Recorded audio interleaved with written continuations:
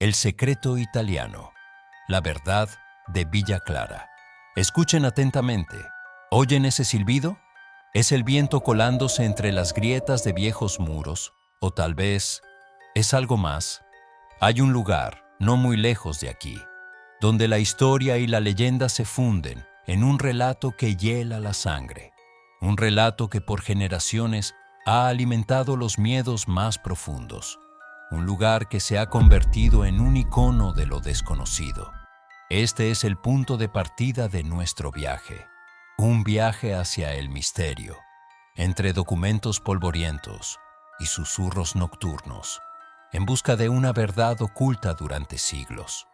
Prepárense, porque lo que estamos a punto de descubrir podría cambiar para siempre su forma de ver las historias de fantasmas. En el norte de Italia, en Bolonia, calle de Corticella, dejando atrás las luces de la ciudad y el caos de la modernidad, la niebla de la llanura comienza a engullir los campos.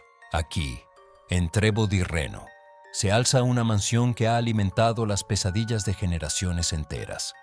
Una estructura que parece observar a los que pasan con ojos vidriosos. La llaman Villa Clara. Todos conocen la historia. Una niña, un padre cruel, un muro de ladrillos y un grito que resuena en las noches de luna llena. Se dice que las luces se encienden solas en las habitaciones vacías, que los lamentos de una pequeña víctima buscan todavía una salida de una prisión eterna. Se ha convertido en el destino favorito de cazafantasmas, curiosos y amantes de lo oculto.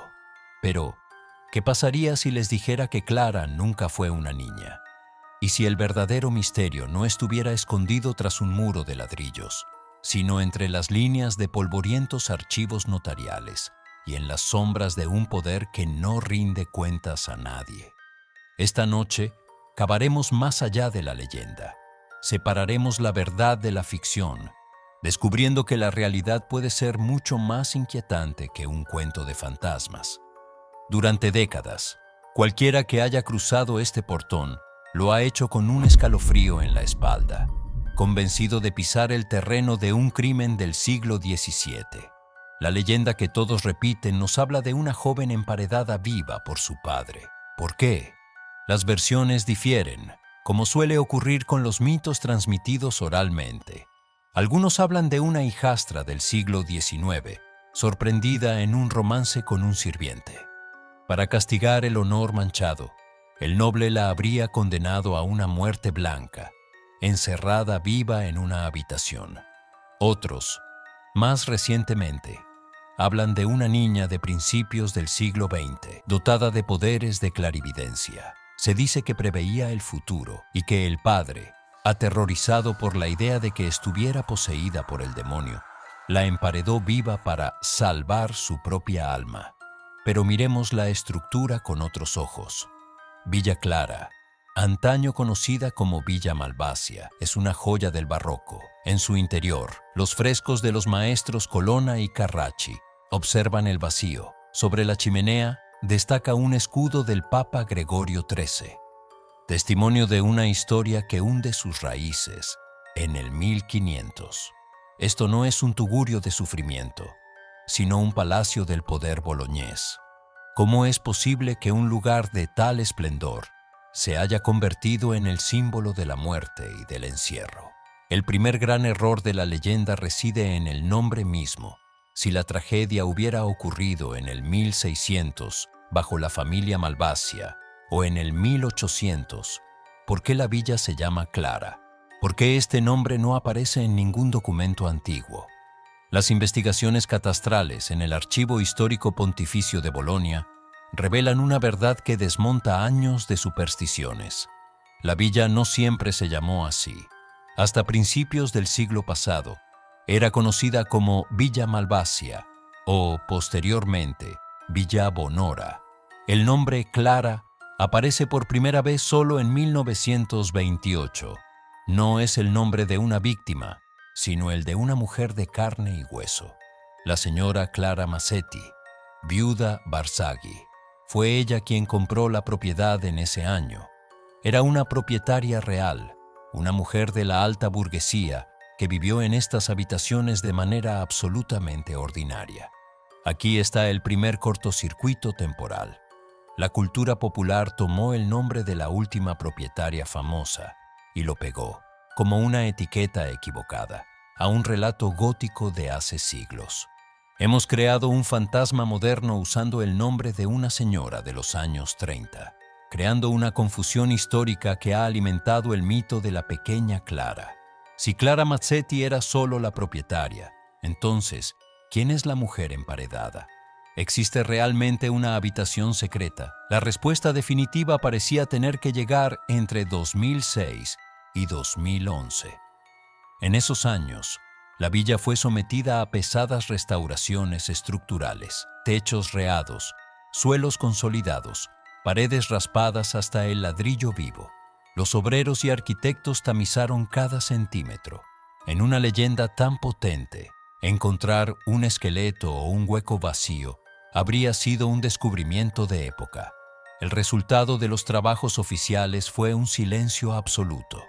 Ningún resto humano, ninguna habitación oculta que no estuviera ya presente en los planos históricos. Pero entonces, ¿de dónde nacen los testimonios de quienes juran haber oído gritos? Los expertos lo atribuyen todo al viento. La villa tiene muros almenados y fisuras particulares. Cuando las corrientes de aire de la llanura golpean la estructura, el edificio canta. Produce un silbido agudo que nuestra mente, condicionada por los relatos de terror, traduce inmediatamente en el llanto de una niña. Pero ¿es realmente todo eso? Solo viento y documentos equivocados. Aquí entramos en el territorio donde la racionalidad vacila. No tenemos documentos que certifiquen un asesinato en Villa Clara, es cierto. Pero debemos preguntarnos, ¿quién escribía los documentos en esa época? Villa Clara ha estado durante siglos ligada al Vaticano y a familias como los Malvasia, pilares de la Bolonia pontificia. Sabemos, por la historia antigua y reciente, que el poder eclesiástico ha sido a menudo custodio de secretos muy herméticos. Pensemos en casos modernos, como desapariciones envueltas en el silencio, protegidas por muros gruesos y por una burocracia que sabe cómo hacer desaparecer a las personas. Si una familia aristocrática, ligada a la Santa Sede, hubiera querido ocultar una vergüenza, una hija nacida fuera del matrimonio, una niña con trastornos mentales o alguien considerado endemoniado, la habrían registrado alguna vez en el registro civil. En una época en la que el poder nobiliario y el religioso eran una sola cosa, hacer desaparecer a una persona era trágicamente sencillo. Una niña nunca bautizada, nunca censada, mantenida segregada desde su nacimiento entre estas paredes, habría sido un fantasma burocrático incluso antes de morir. No se necesitan documentos para certificar una muerte si la vida nunca ha sido declarada, incluso si las restauraciones no encontraron huesos.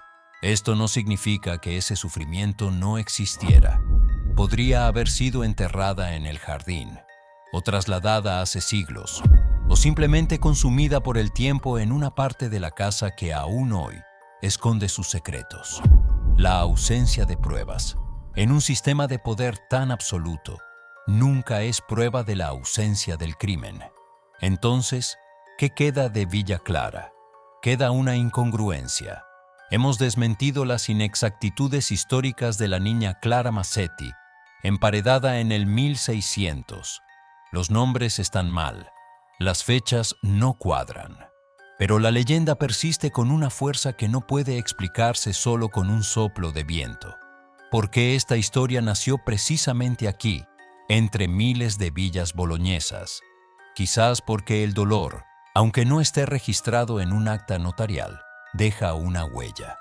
Quizás la Clara que buscamos no es una persona específica, sino el símbolo de todas las mujeres y niños que, a lo largo de los siglos, fueron silenciados por el poder de familias demasiado grandes para ser juzgadas. Hoy Villa Clara es una propiedad privada en fase de recuperación. Los turistas del misterio siguen mirando esas ventanas, esperando vislumbrar un reflejo.